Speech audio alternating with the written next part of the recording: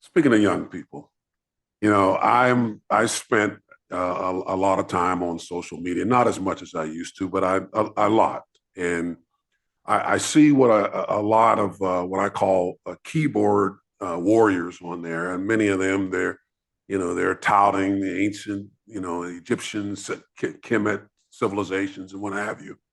But I see a lot of misinformation. I see a lot of people running with information that doesn't have the academic integrity or authenticity or muster to it.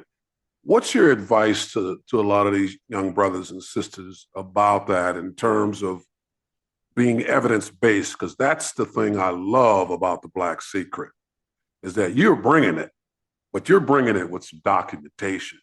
You're bringing it with the proofs that are there. And that's what I like to see more of our young people do. Well, what's your advice to them? My advice is twofold. Okay, first of all, let's talk about documentation. For those people that are new to history, history is written exactly the same way as a lawyer presents a court case, exactly the same way. If something doesn't require proof because it's not controversial, you don't need to bring any proof.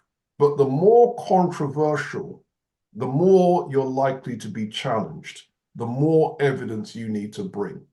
And that evidence has to, A, be consistent, and B, support the case that you're making. Also, you need to be aware of all the counter arguments. A counter argument is where someone says, that's not how it went because that document is wrong. You need to know what the counter arguments are and be able to silence the counter arguments. And the more controversial what you're saying is, the more you need to be able to do that, right? So, and if you look at the works of Yusuf Ben Yochanan, his writing was really controversial. And he would then tell his readers, but if you don't believe me, check out this book, check out this book, check out this book, check out this book. And then in a more polished way, Sheikh Anta Diop. I mean, we say Diop in the English-speaking world, but apparently it's pronounced Jop. Job.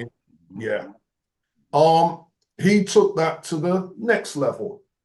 And my thing is, young scholars who want to be historians do that. But the second thing is, and this is what I need to tell the young scholars, a lot of Afrocentricity in the United States has become what I call debate bro culture, right?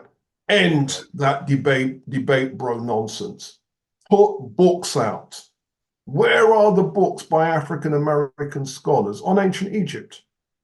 Where are the children's books that say all the things that need to be said? The history, ancient Egyptian contributions to religion, ancient Egyptian contributions to maths, ancient Egyptian contributions to sciences and materials, ancient Egyptian contributions to gender relationships. Where are the books by African American scholars? There should be loads of them.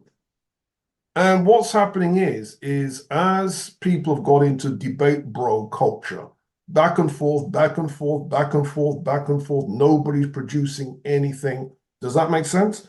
And I think these are the kinds of things. I'm not saying absolutely nobody. I know that people like, Azar, Imhotep and so on are putting books out. More people need to do that. You know what? You sound so much like this brother that I just became familiar with. And I mentioned him the other day to George, and his name is TK Mod Kilimanjaro, Dr. Kilimanjaro, who's very active on Facebook. Yeah, he puts books out. That brother there is doing it. I mean, he is absolute. But what you just said that reminds me of him, that's exactly what his point is in this endless perpetual babbling and fighting over finite detail, and go to work, go to school, go to work, do some research, do something organic, produce a book, as you say.